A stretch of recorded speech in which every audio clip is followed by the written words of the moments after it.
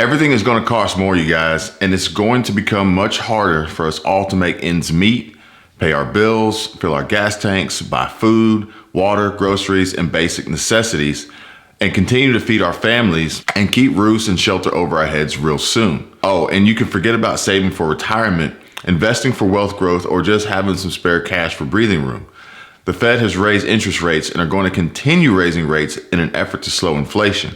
Oil, gas, and diesel refineries are driving fuel prices up, and Biden is so focused on green renewable energy and sending our supplies, resources, and money to other countries, it looks as though our country is doomed, and I'm not sure if we'll survive the remaining years of his term in office, and God help us all if the current Democrat administration gets a second term.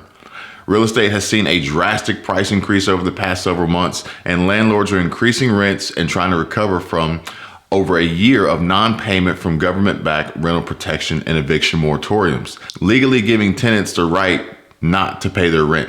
And now some states are getting hammered even harder. Heads up to all my Florida residents out there, listen to this. Kimberly Marie, a 27-year-old, gainfully employed, hardworking, and financially responsible college graduate, says she is being forced to move out of her apartment and move back in with her parents because she simply just can't afford it anymore, after her landlord increased her rent by $900 a month, taking her rent from about $1,300 a month to over $2,200 a month.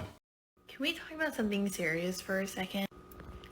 I am 27 years old now. I have a full-time job. I worked really hard to get here. I have a college degree, everything like that. I'm financially responsible.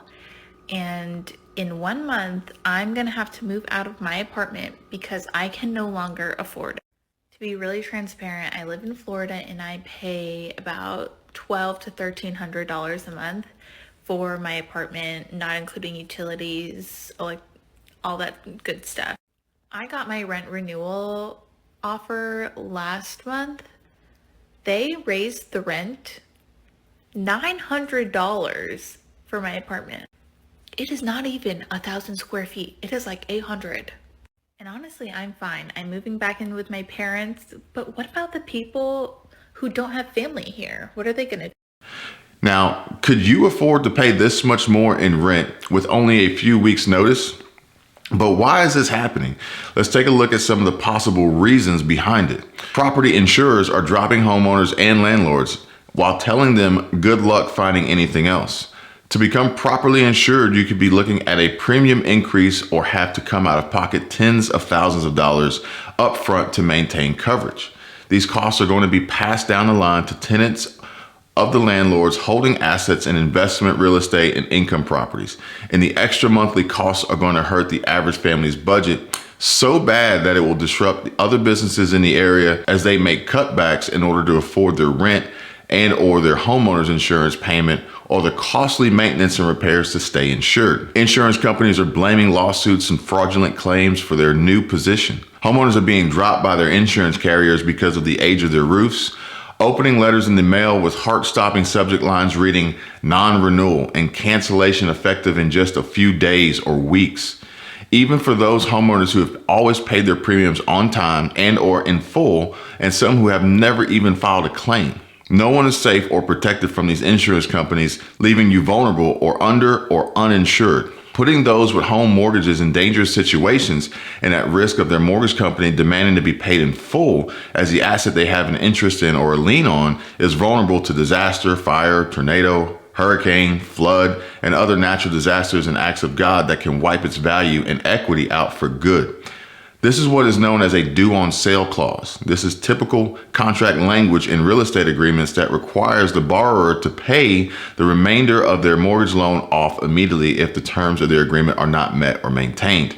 For some, this breach of contract could mean they would have to come up with tens, hundreds, or even millions of dollars, especially in Florida and depending on your home's proximity to water, lakes, and the ocean. So what does this mean for homeowners, landlords, tenants, and everyone else? Increased costs everywhere, 20%, 30%, or even more for rent lease renewals, hundreds or even thousands more per month for the same apartment, condo, or home that you have already been living in for years.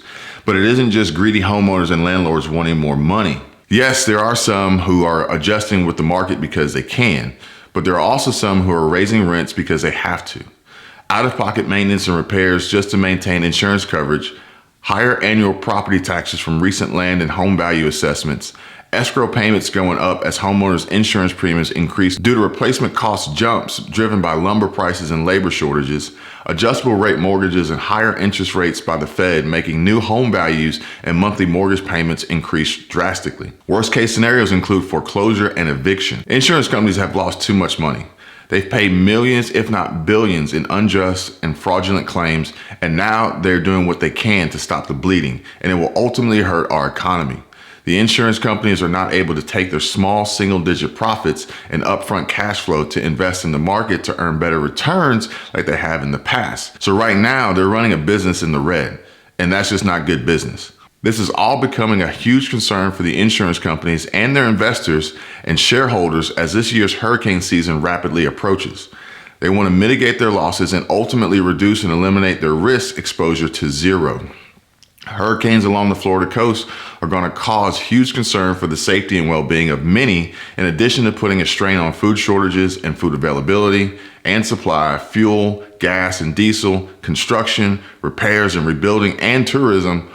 And now residents are going to be in fear and at risk of losing everything while their assets, homes, and investments are unshielded and unprotected from dangerous storms, high winds, and water damage after the years of payments made to their insurance companies to provide coverage and protect them from rainy days such as these. Instead, turning their backs on them and pushing them out into the elements to fend for themselves. This is going to have a huge impact and possible catastrophic and negative result on thousands of people as their homes, owned or rented, become too expensive, completely unaffordable, or taken away from them by force, seizure from foreclosure, evictions, or storms and bad weather just destroying them this hurricane season. This could potentially turn the Florida real estate market into a wild frenzy. Expect sideline investors to come in and try to buy up damaged and distressed property for pennies on the dollar. Half-price homes could be coming right around the corner. Now, we could also see a rise in the rates and the costs for Airbnb, VRBO. All these extra costs to maintain insurance, all these extra costs associated with property assessments and increased values that we've seen are driving up the costs for those who own the properties. Therefore, they have to pass this along on VRBO, on Airbnb, any rental platform, or just in the market by not being able to spend as much money on other non-essentials, or their disposable income is reduced, so they're not spending so much money on travel or tourism or going out to eat as much or anything else that's not really needed. So we're going to possibly see a huge cutback, especially in Florida, and I'll have to check and see if this is affecting other states as far as especially those that are highly vulnerable to insurance claims and natural disasters.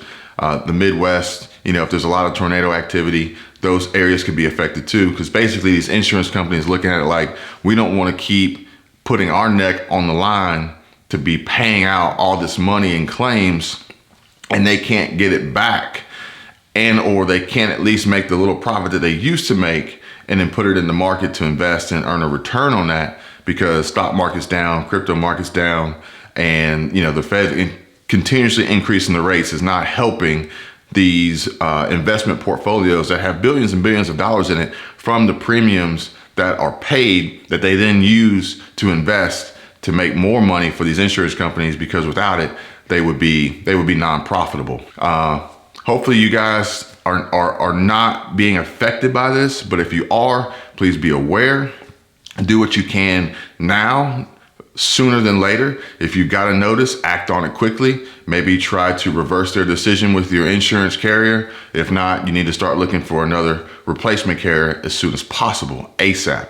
If you're a renter in this situation, you may want to maintain open lines of communication with your landlord as far as what they're expecting to see coming down the line to you and increased costs. Or if they even are in a situation where they may not be able to get coverage, which would ultimately leave you vulnerable and at risk while in their property. I know that I spoke to one of my landlords who maintains commercial property for a business that I own, and they told me that when my lease were to expire in February of 23, I should expect at least a 50% increase based on the additional costs that they have incurred. My rate is locked in because I signed a 3-year term, and they are only allowed to increase it by so many percentages each year. But coming up for renewal in February of 2023, they've already warned me, or at least gave me a heads up, and that the rent was going to be going up drastically, because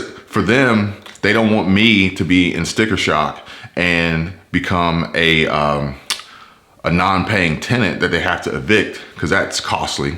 So give me the heads up now. And for landlords, they may not be just going after extra money just because. They may have actually incurred extreme additional costs that are ultimately driving up their costs, which drives up your rent if you're renting from them as a tenant. May not always be the case, but food for thought. Just want you guys to be aware and be knowledgeable and be able to prepare yourselves for these situations and the events before they actually happen, before it's too late. Hope everybody is doing well and has a great and wonderful Sunday. I will see you guys soon on the next video. Take care. Bye. Thanks for joining us here tonight, everyone. I'm Paul LeGrone. From skyrocketing rents to surging grocery prices and the record-setting gas bills, your wallet is being hit from every direction these days. And then there's the other shoe that's dropping economically, the insurance crisis. Homeowners seeing their coverage getting dropped, others seeing their rates going up. And tonight, ABC Action News reporter Wendy Lane talking to a local group that is putting pressure on lawmakers to do their jobs. It's really a troubling time for Floridians. They're getting bombarded from every direction, whether it's gas prices, groceries, utilities, and now home insurance. Home insurance rates are skyrocketing while insurance companies are leaving the state. FedNat is the latest insurance group to cancel a total of 68,000 residential home insurance policies. They're the 9th property insurance company to recently drop tens of thousands of Florida policies. The Florida private property insurance market is the most volatile in the U.S. right now.